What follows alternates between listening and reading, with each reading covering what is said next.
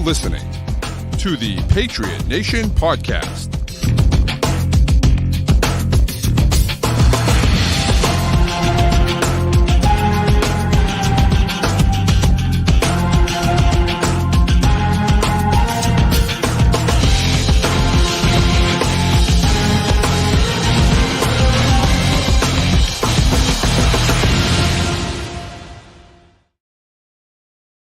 Welcome into another edition of the Patriot Nation Podcast. This is presented by FanDuel, which is the exclusive wagering partner of CLNS Media Network. Now, you might be confused and say, wait, Pat, why? Oh, that's because we have joined up with CLNS, as you probably know if you're watching on the YouTube channel. But if you don't, we have joined up with CLNS. We are incredibly excited about it. And we're ready to go. We're ready to go, Matt. Here we are in our first show, and training camp isn't just right around the corner. It's this week. So ready. I'm so ready. It's been such a long summer without football, and we've had to endure so many discussions about Mac Jones and Matt Patricia and all of this stuff. I'm ready to talk about football players doing things on a football field again with competency around them. Let's just do that, please. Love it. Love to see it.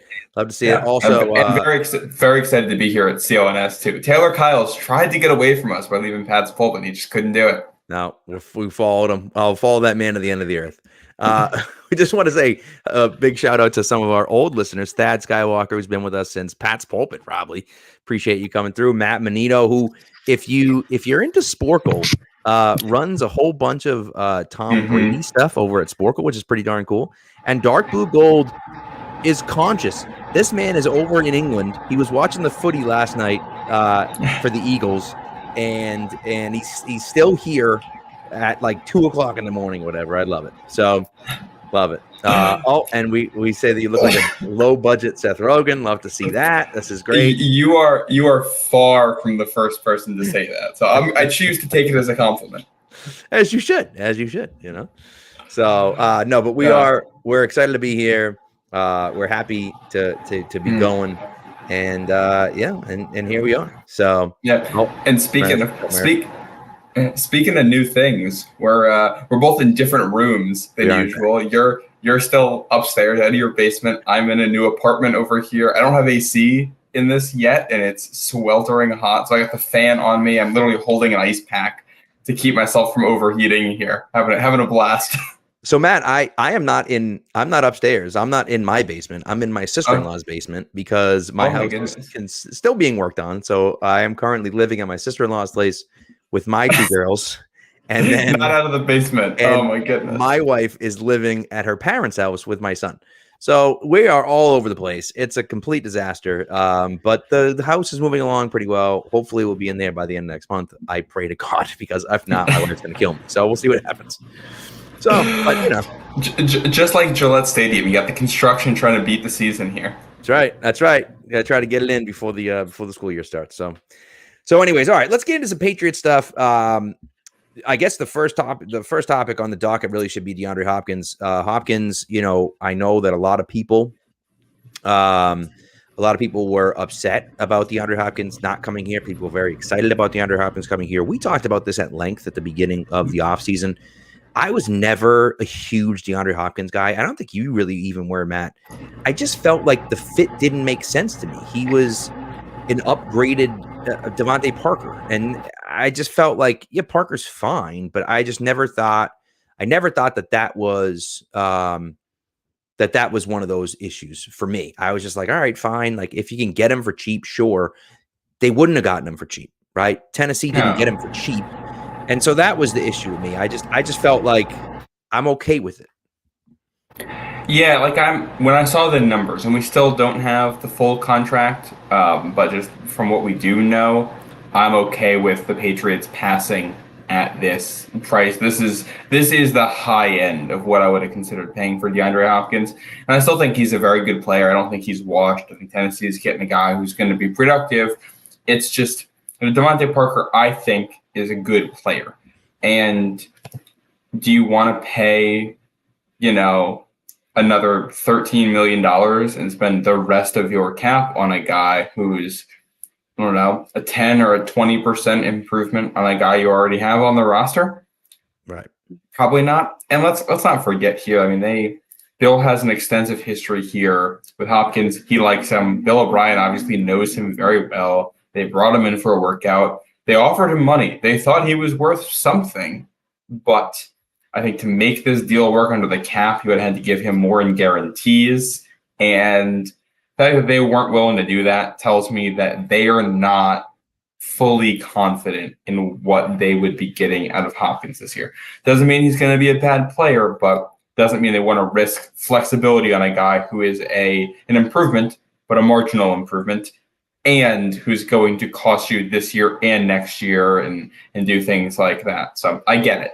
I would have liked to see him in New England, but I get it. Well, my take all along was they needed a number one wide receiver. I agree with that. DeAndre Hopkins is a number one wide receiver right now, in my opinion. Now, I know some people feel differently about that. I heard a lot of, well, he was on pace for 1,200 yards if he had played the whole season last year. He didn't play the whole season last year. So, and I know he was suspended, whatever, fine. But, it's a consistent issue with him that he doesn't play the whole year. So, you can talk about what he was on pace for. You can talk about what he would have done. The fact is that he's not a number one wide receiver anymore. Is he a better wide receiver than anyone on the Patriots right now? Probably. Yeah. I think that that's okay. If you want to say that, I'm okay with that. But I just feel like for me, I'm not overextending for a guy like that. And again, and I know people that are tuning in on CLNS, you haven't heard me saying that. I've been saying that literally since day one, since he was linked to the Patriots. This is the way I felt the whole time. I don't feel this way now suddenly because he didn't sign with the Patriots. I think that he's going to go to Tennessee and he's going to be fine. He's going to be good. He's not going to be a number one wide receiver, right? Someone was saying he's a top 25 wide receiver in the NFL. There's no shot he's a top 25 wide receiver in the NFL. And if he were, he would have had a lot more than two suitors, right? And so that's what happens. These guys that are big name guys, if they're going to get traded, they get traded. And then they get signed to a big time contract. Tyreek Hill, A.J. Brown. Go down the line to all those guys. Brandon Cooks, for God's sakes. The Patriots traded for a first round draft pick, and then he got signed to a huge deal. And I know those guys were all a little bit younger. I get that. But it's not enough for me to look at that and say, oh, well, he's really good. People just didn't appreciate him. That seems silly. Yeah. And I see the question here in the chat. So what will they do with the remaining cap money? I think this is interesting to bring up because I want to talk about the cap here with Hopkins and the way it would have worked. According to Pat's Cap, Miguel does awesome stuff on Twitter or X or whatever we're calling it. It's Twitter. I don't care what he calls it. Yeah, I don't. Yeah. He has the Pat's Cap number right now at about $14.5 million. Without knowing exactly how Tennessee structured the deal, they're giving Hopkins an average of $13 million a year. If you do the quick math, that leaves you with $1.5 million left for the season, which basically means if anybody gets hurt and you need to sign replacements, you don't have the money for. What do they do with the $14.5 million they have right now? I'm not sure. I think they can put some of that towards extensions. Hello, Kyle Duggar. Hello, Josh Uche. Hello, Michael Onwenu. Mm-hmm. I think it gives you flexibility to make trades during the season or to make signings during the season, which is huge. And if you don't use the money, you can roll it over into the future. That's the nice thing about this. It isn't you pay DeAndre Hopkins or the money goes away. It's do you pay DeAndre Hopkins or just carry the money into the next year or save it for a rainy day? And that's what's nice about it. You're not losing the money because you didn't spend it here. That Skywalker mentions in the chat, you can still sign Cook or Leonard Fournette there. Absolutely. I think they're still sniffing around some running backs, although we saw them make signings today and didn't bring in somebody. I don't know what's going on there. But yeah, I mean, you're still working with this roster. You're still trying to maintain flexibility and you're still looking to add guys always. And having that cap space means you can keep doing that.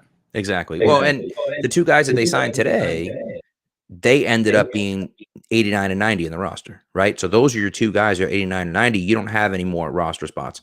The reason why those guys haven't signed yet is because it's not just the player, it's the contract, right? The Patriots care about the player and the contract. They signed Fago. I think Fago. Is it Fago? Okay. Yeah. They signed Fago and they signed Jalen Hurd. And those guys, I mean, like Fago is a guy who's a Patriots guy. He's went to Navy, the whole thing, right? Yeah. Jalen Hurd is a guy who is, there's questions about his health. There's a lot of things, but he's an interesting guy that what the heck, why not? Right. So I think that, you kind of take a shot at those guys and the money is right. The Patriots are always concerned about the contract as well as the player. I think if the Dalvin Cook contract was a simple contract and he was looking for something small, he'd be a Patriot right now. Same thing with Leonard Fournette. I think if Lenny, didn't want a ton of money and was okay with a 1-year deal with like maybe some incentives or a team option for next year, he'd be a Patriot right now. I don't think they wanted that. And so they didn't go after those guys. They didn't sign those guys now because they're like, well, we don't care about that guy. Now, but don't forget now, Ezekiel Elliott's still a free agent. So there are guys that are free agents. I think it's important for them to get someone that can spell Ramondre Stevenson. And maybe that guy is Pierre Strong. I don't know. But it's important for them to have, or even Kevin Harris, who I thought looked good last year. But I think it's important to have that guy. And I just wanted to touch base. Old Man Mob here said something about D-Hop being the best wide receiver in New England. And I alluded to that, but I didn't go into detail about that. He's not wrong, right? I think Hopkins it would be the best receiver on the Patriots. But the thing for me is that he would be the best receiver on the Patriots right now. But by the end of the year, that might not be true. And so unless I'm getting a true number one wide receiver, I want to give these guys time to develop. I want to see what Devontae Parker can do if he stays healthy all year long. I want to see what Kendrick Bourne can do if he's involved in the offense all year long in his third year working with Mac Jones. I want to see what, we can do with Juju Smith-Schuster as he comes in here as this slot guy. I want to see what Tyquan Thornton looks like in his second year with a full offseason where he's healthy. And so that's what I want. Now, if you can give me a guy that is going to be like an elite number one wide receiver, 100%. I get it. I'm on board with that. I'm cool with that. I don't want a guy who's going to be a little bit better. Oh, yeah, that guy's a little bit fine. That's cool. But like, I just rather roll with what I got. Right. And so, and again, if it backfires, it backfires, but you have to trust what you believe. Obviously they like Devontae Parker. Clearly. I mean, they just gave him an extension, right? Well, and you look at what Hopkins would do too. He's a possession guy who's going to work in the middle of the field.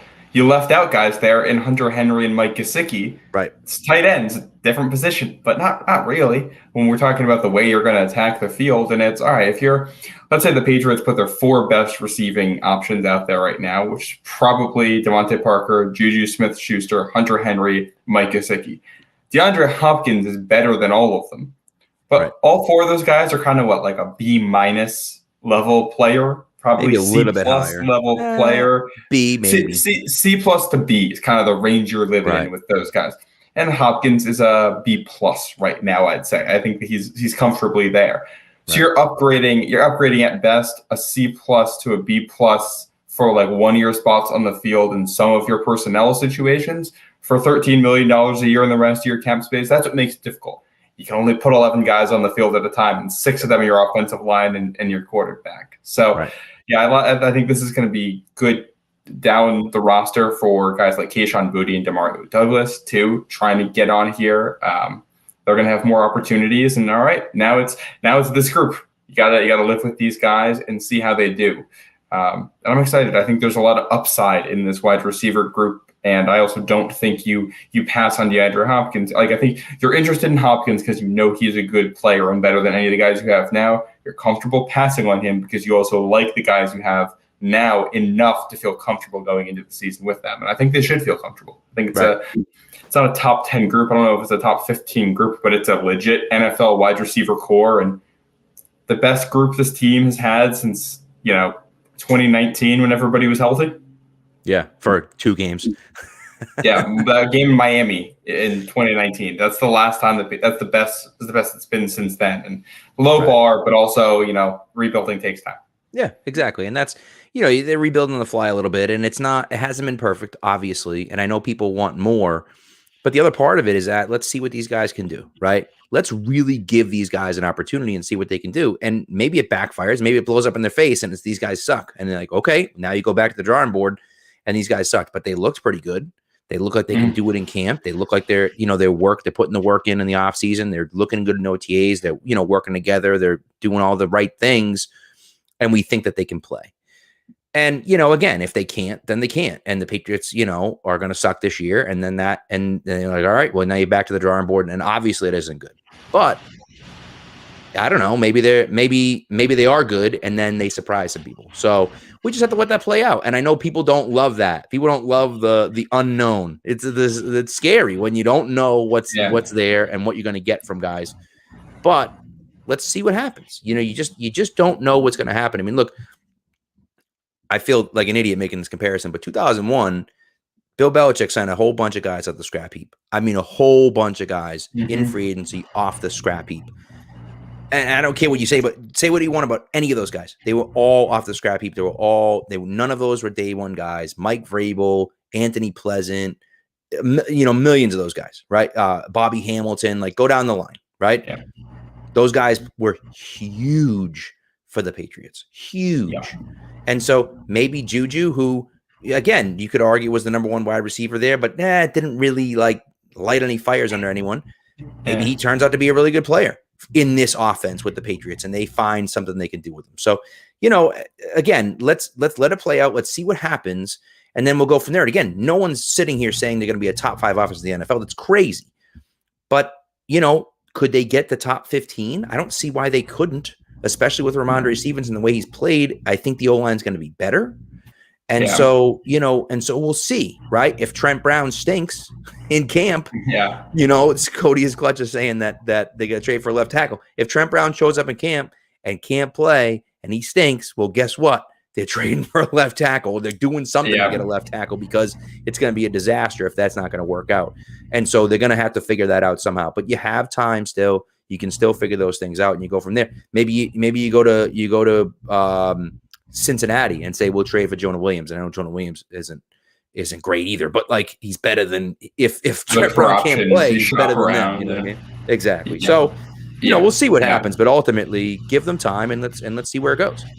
Yeah, and I want to address one more thing before we move on to. I've seen a lot of people throw in the word cheap around, and that number about cash spending comes back up. First of all, the cash spending. You do cash spending when you're giving people big bonuses. And that means a lot of guarantees. It means, a lot of dead cap if things go wrong. You usually see those big cash spending times when you're re-signing a lot of your own players because you're giving them those long-term deals. Well, Patriots haven't been doing that a lot. That's why they're not spending. It's because they haven't been drafting well enough to get guys to re-sign, which is a problem, but it isn't somebody being cheap. It's a very different issue than that. Like they didn't cheap out here on DeAndre Hopkins. Like I've seen people mention that they paid Nelson Aguilar $10 million, but they won't pay DeAndre Hopkins $13 million. We all agreed that paying Nelson Aguilar $10 million was a bad idea. We shouldn't be doubling down on this. Just because you overpaid one receiver doesn't mean you overpay the next receiver to make up for it. You have to. Each of these moves happens kind of in a vacuum within their own set of circumstances. The Aguilar signing was at a different time in the offseason, a very different player. He was younger. He was coming off the best season that he had had. You're buying into upside there. Hopkins is later, coming off a couple seasons that he didn't play, all 16, 17 games. 17 games is so weird. These are very, very different situations. And I don't really think you can call Bill Belichick cheap because he doesn't make the Hopkins signing and also get mad at him for paying Nelson Aguilar. Like you can be mad at both moves if you want to be, but you can't call him cheap and also get mad at him for overpaying guys. That's not how it works. That's correct. Also, shout out to Mike Cadlick, legend over there in the chat. Yes. Appreciate you coming through, Mike. Love it. Also, Gary over in jolly old England is in his night shift, and he said he agrees with Greg Bedard about him not spending money, Belichick not spending money on the offense ever. Never, ever spends money on the offense and only spends money on the defense. He never, for instance, right? Just as an example, he would never, ever give $10 million to a wide receiver that nobody liked because he was super fast and he thought he would help it. Never. He would never do that. Pat, additionally, I got a question for you. Hold on. He would also, in the same offseason, never give 2 big contracts to tight end. Never. He would never do that. There's no way he would ever do that. Come on now. I mean, like, we know that he would never do that. And like, so I get it, right? I agree. He only focuses on defense and never on the offense, right, Matt? I mean, obviously, Pat, would Bill Belichick ever, like, trade a first-round pick to go get a wide receiver? No way. No, it would never happen. No. If it happened, I think we know about it. Oh, wait a second. 2017, he did trade a first-round pick for Brandon Cooks. Oh, shoot. All right. Well, no, you're right. But he would never trade, say, a second-round pick for a wide receiver. Never. No way, right?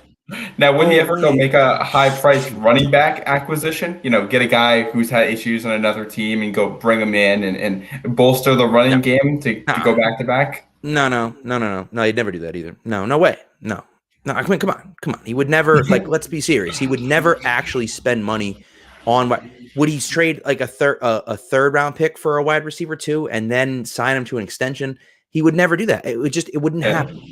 Yeah. Right. And I know, like, to stop making jokes here for a second, let's also remember that for the better part of the last 2 decades, the team had the best quarterback of all time undervalued on his contract, which means you can go cheaper at other spots on the offense. And they had the best tight end in the game on a contract that was cheaper because of his injury history. And they also routinely had one of the best offensive lines in football that they paid very well that entire time.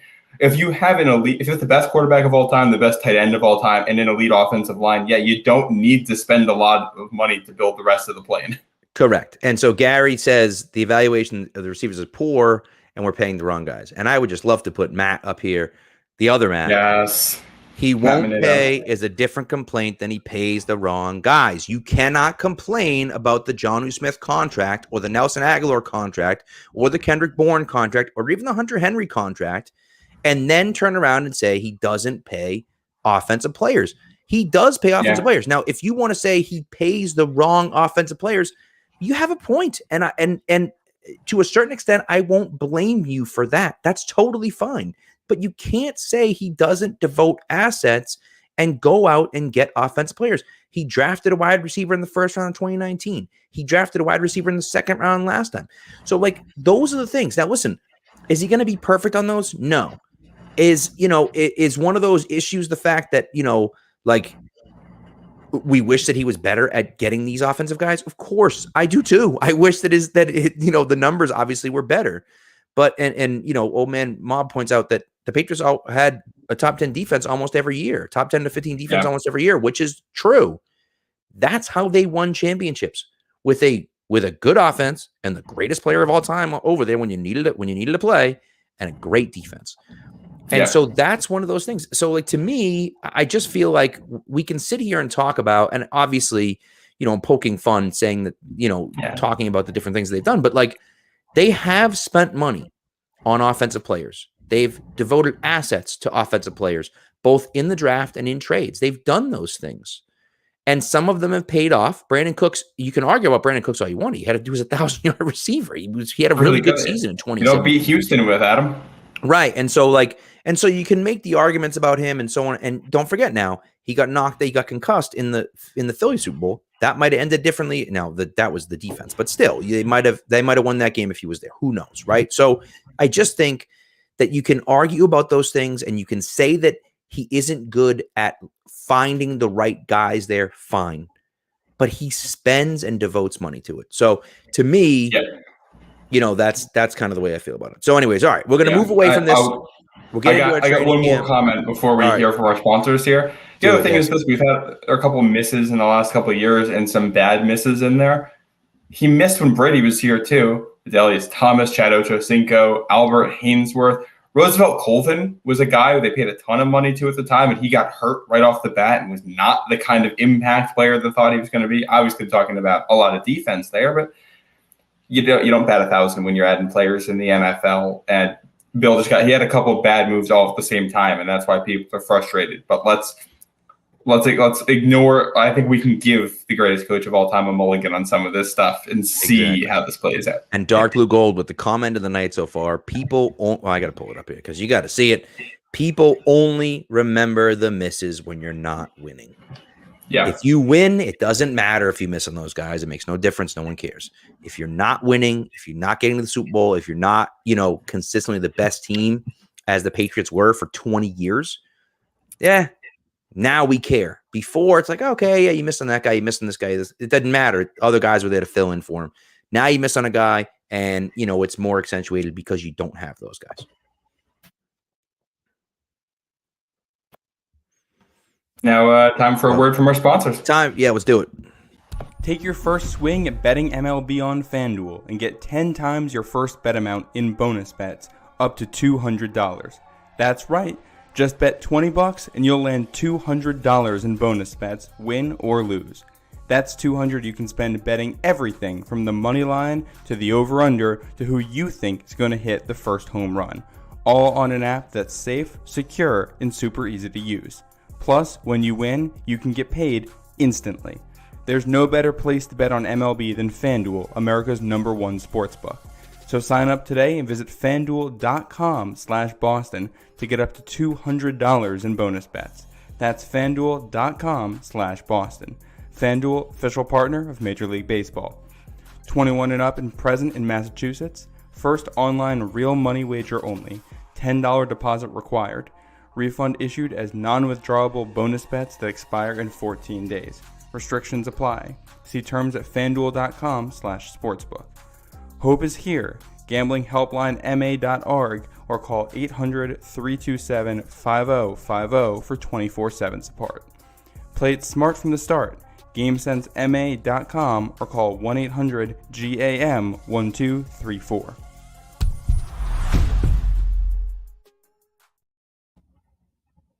And we're back. Yes, we are. All right, let's get into some training camp battles because, as we said, training camp is this week. So we're going to talk about guys, and people are asking about extensions and doing all these things. And listen, I want to talk about that stuff too, and we will talk about that. But we got to get into some training camp stuff. That might be something for a different day. So I think we want to talk a little bit about. Let's talk about a surprise. Let's go on the negative side first. Let's talk about a surprise cut on the offense that you think might kind of shake things up a little bit. People might be thinking that this guy's going to make the team, and in fact, he ends up getting cut in camp. Who is that guy for you, Matt? Well, I got two guys who I think are going to be in a battle here where we expect both of them to be on the roster, and there's a world where only one makes it, or, I don't think it'll happen, but there's a world where neither of them make it. I'm looking at offensive tackle, and I'm looking at Riley Reiff, and I'm looking at Calvin Anderson. Mm-hmm. Two guys that they brought in this offseason.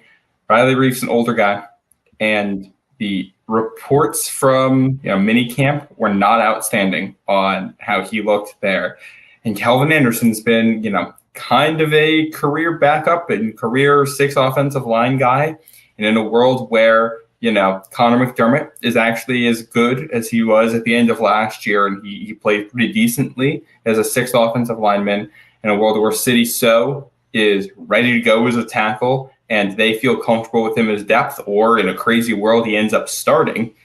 Reiff, Anderson, those are guys who could be on the block. I see all the Trent Brown discussion too, which I think is possible, but does he even fall in the surprise cut category at this point? I don't think anything could happen with Trent Brown that would be a surprise. If they signed him to an extension tomorrow, it wouldn't surprise me. If he's off the team tomorrow, it wouldn't surprise me.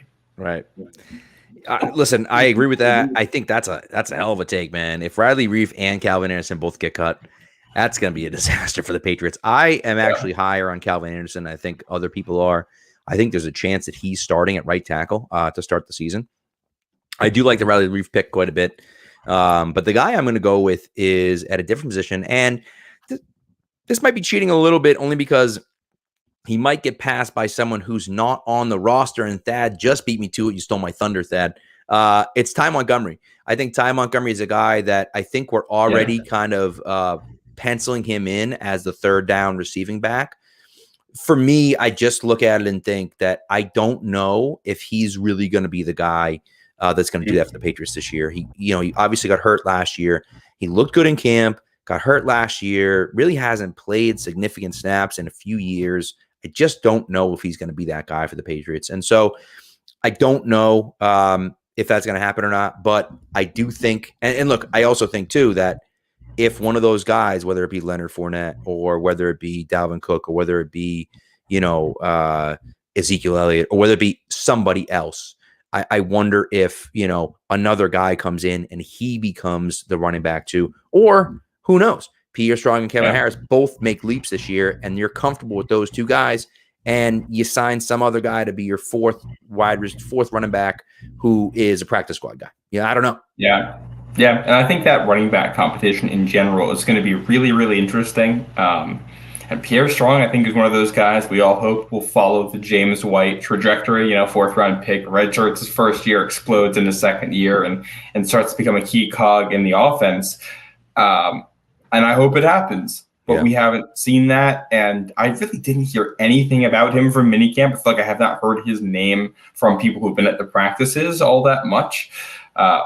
So we're going to have to see. People were hyping up Ty Montgomery a ton. Now, it seems like every year there's a guy who's excellent at minicamp, and then you never hear from him again, and he just had 3 good days when the media was watching or whatever.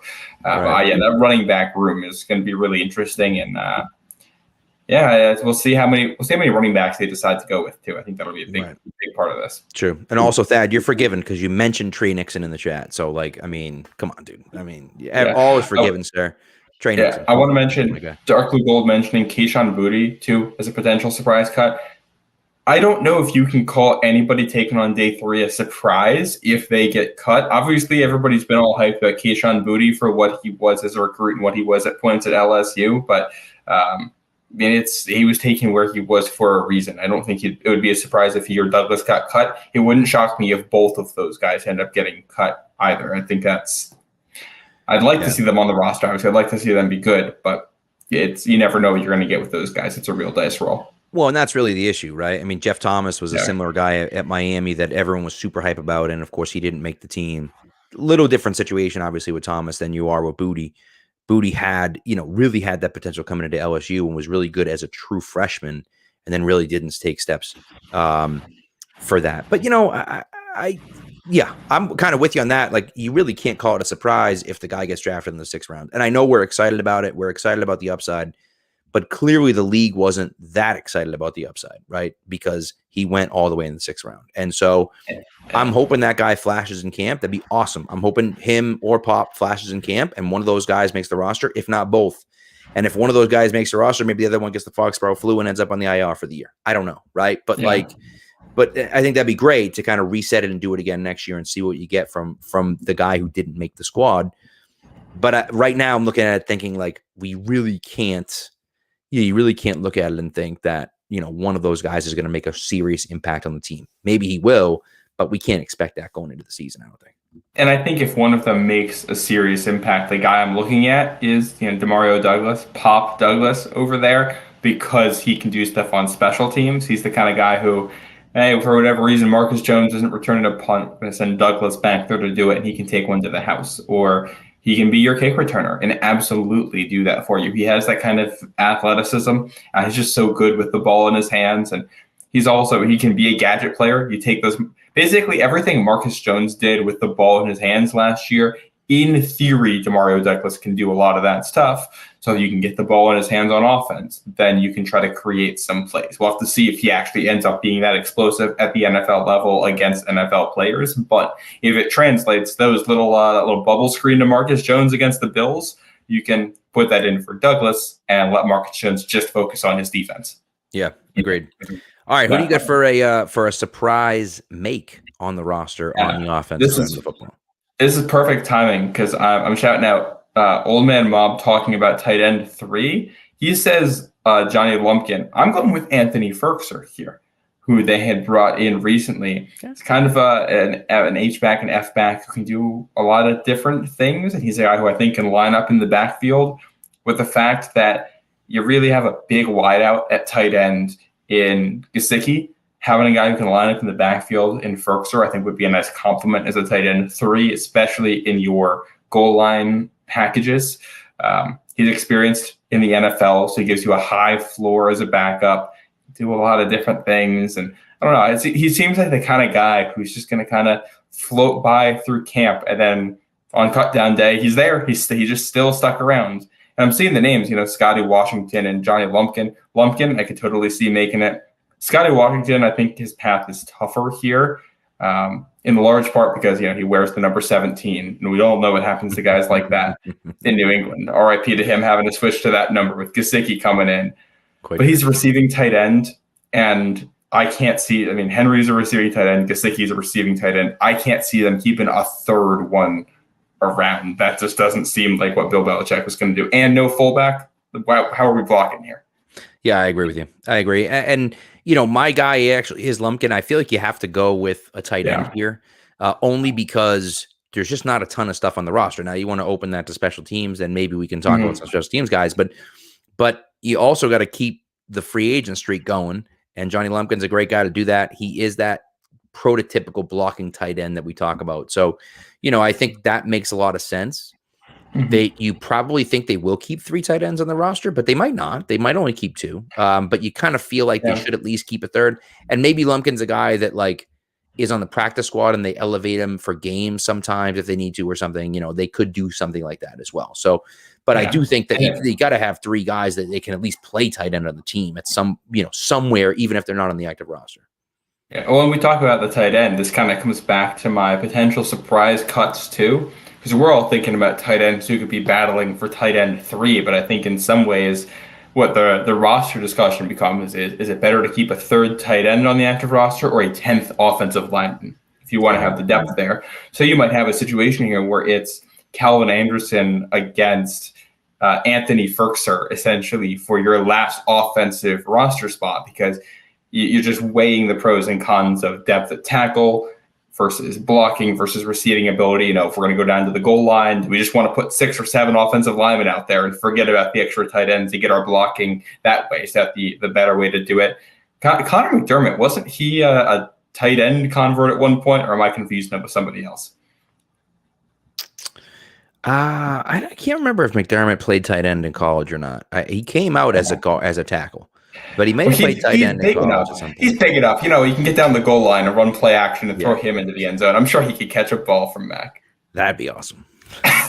But yeah, no, that'll be interesting, kind of along the fringes of the offensive blocking units in particular. I think that's where we're going to be looking here for roster battles on offense. I think the only other guy on offense who's interesting here who we didn't mention is Malik Cunningham, who I think he absolutely could beat out Douglas and Booty for a roster spot at receiver if he plays well. He looked pretty good from the drills we saw. He did not look like somebody who had never played receiver before. Yeah.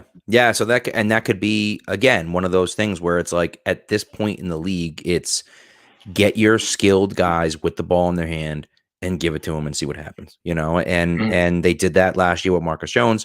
They could do it again this year. So I think that that I wouldn't necessarily rule that out. It'd be a little surprising, but I wouldn't necessarily rule it out. So let's flip over to the defense, Matt. Defensively, who is your surprise cut on the defense? And I don't know if we want to open this up to special teams, but we have to. I've got a special teamer in here for my surprise guy to make it. But my cut, and I don't think anybody's gonna like this, is Jabril Peppers. Really? Because Marty Mapu, Jabril Peppers do a lot of the same things. And Peppers is a guy who's battled inconsistencies in his career, ability to stay on the field. He did a lot of special teams last year. The special teams wasn't that good last year. He made mental mistakes. I think to a certain extent you could throw Adrian Phillips in there too. I was rewatching the Baltimore game earlier, and there's a play where Adrian Phillips is doing the wrong thing on special teams, and Peppers is kind of all over the place. And if you think Marty Mapu can step in immediately and do what Peppers does on defense and special teams, it's not that hard to say that he might not have a roster spot that we all think he might have. Now, obviously, you want the depth, but I don't know. I don't think Peppers is a complete lock to make this roster. Yeah. It's an interesting one. I mean, I know they have a ton of safeties. I love what Peppers brings to them from a leadership standpoint. I'm a Michigan fan too. I love Jabril Peppers, but I don't know. He had a couple penalties last year too, some like unnecessary roughness and things like that, where it's like, all right. I mean, he's a wild card out there at points.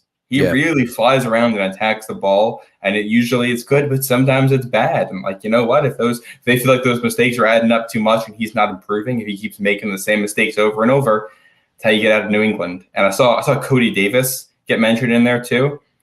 For all the hate Cody Davis gets, Cody Davis is a better special teamer than Jabril Peppers is. And if Peppers is going to be behind Phillips and Mapu and Duggar on the depth chart, he's be playing special teams, and I'd rather keep Cody Davis. It's just going to be better at doing that. So I'll tell you what, mine is related to Monte Mapu as well, but it's in a different position. I'm going to go with Mac Wilson. And maybe some people don't think Mac Wilson is a lock to make the team. But I just feel as though Mapu's best position is at linebacker and not at safety. And so I feel like he's going to take a linebacker spot, which to me is Mac Wilson. And the reason why it's Mac Wilson for me is because I just didn't see a ton of Mac Wilson. I know he has athletic ability. I know he's got those things. I just don't love what I saw from him last year. And maybe he's better this year. I don't know. Right. But I don't know. If I have a guy like Mapu who has the upside and also has the athleticism, I think I'd rather go with him than a guy like Mac Wilson. And so the Patriots might feel the same way. And so I think that guy could certainly be a surprise cut for the Patriots. Oh, to me, Mac Wilson was a surprise re-signing. He basically got put in the doghouse after missing that tackle on Josh Allen. And I kind of figured that was it for him in New England. He's switching to number 3, right? He switched to 3, yes, because Pepper switched to 5, right? Yeah, and then James Robinson, Patriots legend James Robinson, rest in peace, was briefly in number 3 there, and now that's right. Now it's Mac Wilson, and I have a feeling that number is going to be vacant again. Mac Wilson, I mean, he does a lot of things well, but I don't think I agree with you. I don't think the consistency was there last season, and if we want to come over to my sleeper to make the team too, this is one of those guys. I think I'm gonna lump 2 guys in together here because it's 2 guys who can kind of do it in the same way. One guy who I think can keep the undrafted free agent streak alive, and that's Jordan Heelig, a guy they brought in who's a special teamer in college who could, do enough at linebacker, but he's going to make it as a special teamer. The other guy, I hope I say his name correctly, Olakunle Fatukasi, who's bounced around the league a little bit here as a special teamer, similar athletic profile to a guy like Mac Wilson. And all right, that guy who's going to be behind Bentley and Tavai and probably, Mapu and Judon and Uche and Anthony Jennings on the depth chart, you got to play special teams. Once you get to that spot, it's like, all right, well, Mac Wilson had his ups and downs there on special teams last year. And we've been critical of that. They switched around the coaches. Sometimes you got to switch around the players too. And I think that's where, a guy like Fatukasi or Healy can come in, help out your special teams and, shock everybody by being the last guy on the roster, but maybe make some plays in the kicking game this year. Yeah. No, I like those. And mine is kind of related to, and it's funny because, I was thinking Anthony Jennings or Ronnie Perkins. I still forgot Ronnie Perkins exists. Still holding out hope. I think it's a lost cause, but I'm still holding out hope for him. But what I'm really going to go with is one of those late day 3 corners. And I don't know whether it's going to be Isaiah Bolden or Amir Speed. I think I'm leaning more towards Bolden. Mm-hmm. But I feel like one of those guys is going to make the roster. And part of that reason is because, and especially a guy like Bolden, electric return guy, can play special teams, is okay playing special teams, and and gives you that speed and athleticism. And then Amir Speed, who basically was just a special teams guy. I mean, he played 500 special team snaps at Georgia or something ridiculous like that, and then went to Michigan State and played pretty well at corner. So you have guys that are both a little bit raw in skill wise, but they bring that talent or that athleticism with you that you need for those positions. And they're both kind of older guys. So they're not 21, right? They're not guys that you're like, oh, they're super young so they can develop, but you can still maybe develop those guys to be role players at some point on defense. But for now, they're going to be kind of those core special teams guys. And we'll see. And Heelig, I think, makes a lot of sense too, to kind of do that. But these guys can also maybe contribute defensively, as well as special teams too. I agree there. And it would be very, very Bill Belichick, New England Patriots to somehow, whiff on the corner you take in the first round and then nail a shutdown corner in the seventh. Don't even say that. I'm just, Do not. I'm just saying, don't even do it. But here's the thing: it seems like every time they've done this, they come out with a great corner. It's just not the guy you expect. Christian Gonzalez is going to be a beast. He's going to win Defensive Rookie of the Year. It's going to happen. I hope so. He's going to be the next. Yeah, I hope he is. But it'd be kind of funny if he's awful and Isaiah Bolden comes out to be Defensive Rookie of the Year. That would be very Bill Belichick. But yeah, no, I like those picks. I think they could also help with special teamers. And, depending on what happens with Jack Jones here, there's going to be snaps available at corner, and the fact that they double dipped on guys late in the draft on day 3. All right. Now this is your chance. This is your shot to make something happen and to get your 15 minutes in the league and see what you can do with it. So here's hoping they can do it. Here's hoping those guys end up turning into something, which would be nice. And going back to, I think Helig has been working out one-on-one with Matthew Slater, right? That usually goes well for people. That's Schooler was doing the same thing last year, right? Yeah, taking him under his wing, like that stuff like that is why Matthew Slater belongs in the Hall of Fame, because it's just, how often he's his own player coach out there. He runs his own division. Like it's incredible. And Helig, I think will end up on the practice squad if he doesn't end up on the roster.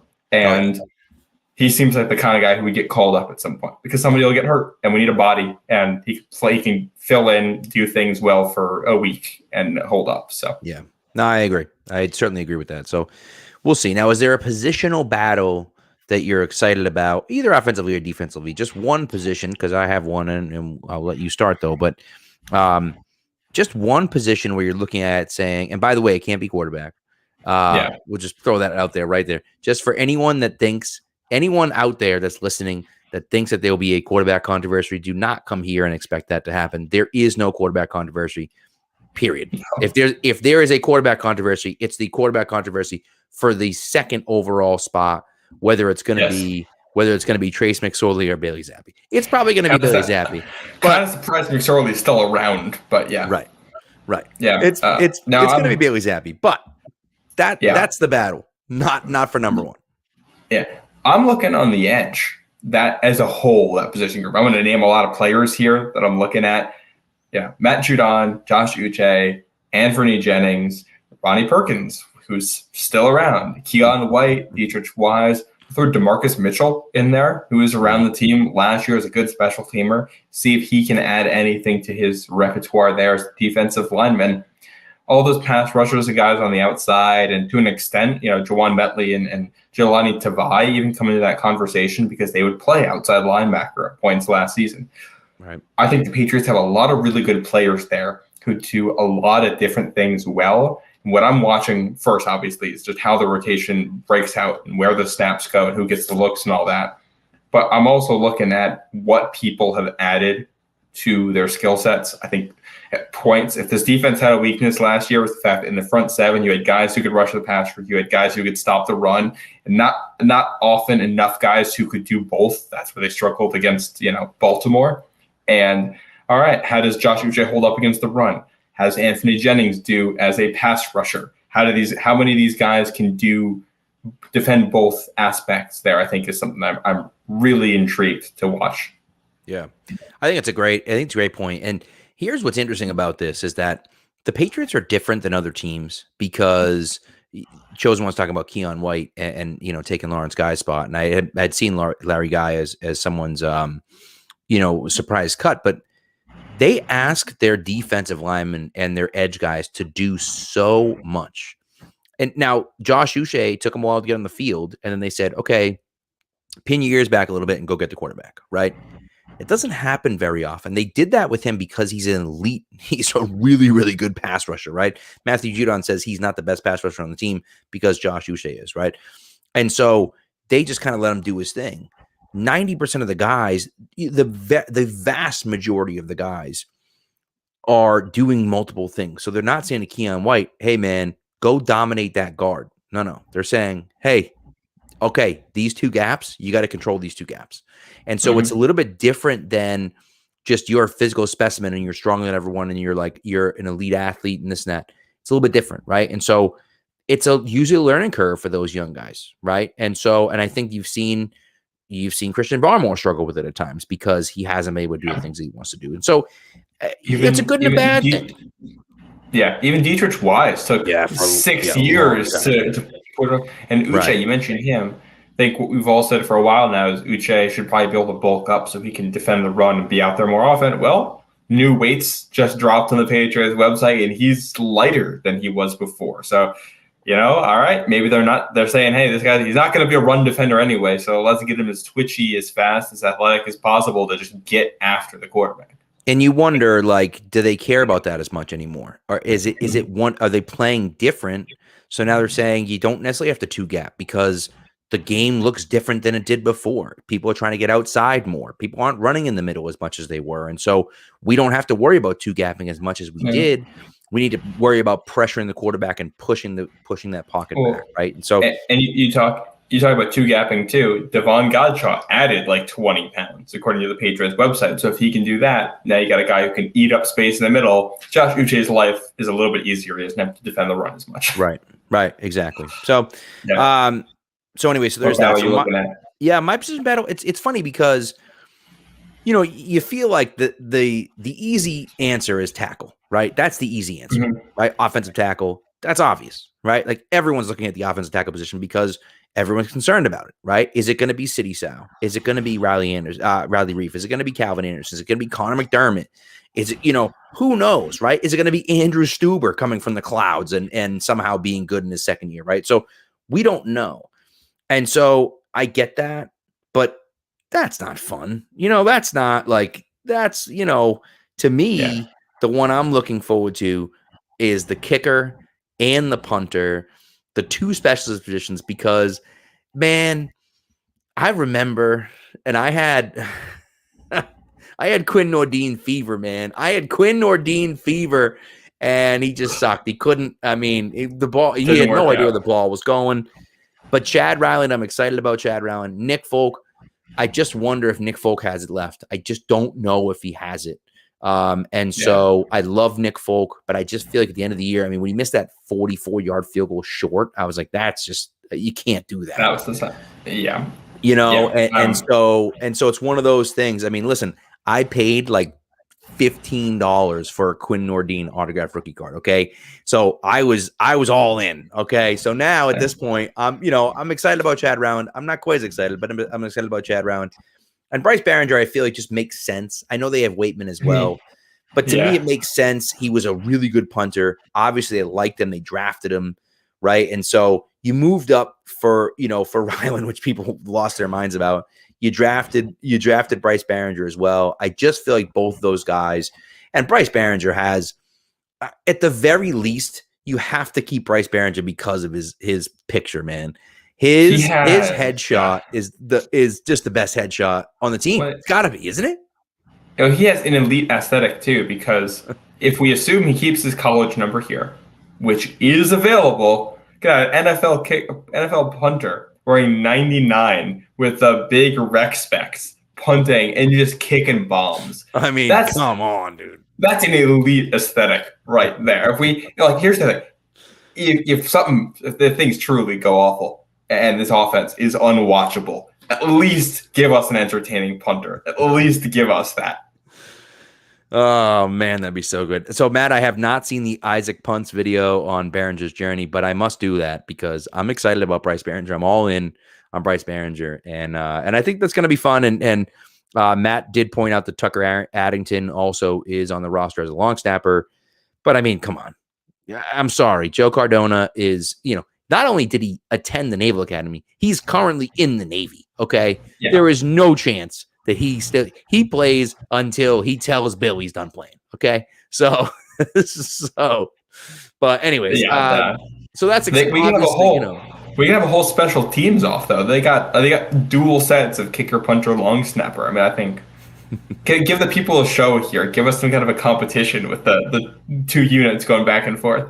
I love it. So good. Yeah. Joe Cardona, long snapper from the Atlantic Ocean. I'd love it. I love it. Love it. Dark Blue Gold. So,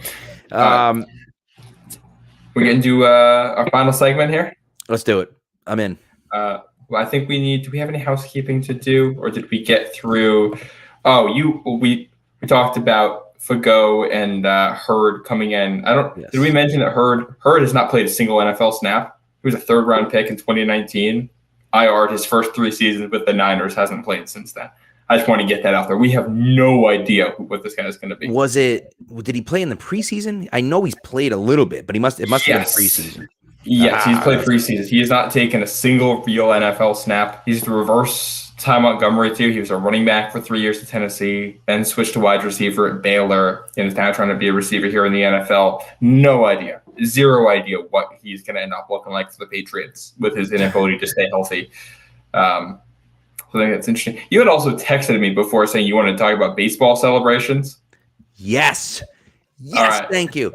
Yes, for 10 seconds. No, not 10 seconds, but so you put 60 seconds on the clock. Man, I just think so. I remember, and I'm going to take this back. There's a Patriots slant on it. I'm going to take this back to Bill Belichick in 2009, bitching the team out, just going at the team because some guy made a tackle in the backfield. Don't know who it is, and no one went over to celebrate with him. And he's like, "You guys work all week for this. He makes a play. He makes a great play, and no one's over there celebrating with him. Are you kidding me? Get over there and celebrate with your teammate for making a great play. What's wrong with you?" But then when you get to baseball, and, and I tweeted this out today, baseball players are always like, oh, baseball's the hardest sport because hitting a 100-mile-an-hour fastball is got to be the hardest thing ever, and who knows if it's going to be a slider or a curveball and this and that, blah, blah, blah, all this stuff. Well, then you jack a home run, and you can't celebrate the thing? Like, what are we talking about here? That's insane.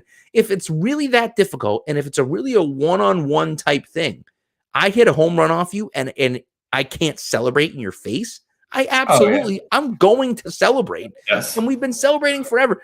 The best part was that the tweet that I saw was the guy was going off on Manny's son, and he was talking about how Manny was celebrating. I'm like, Manny? That's the guy who used. That's his whole thing. Dude, taking off his batting gloves before he leaves the batting process.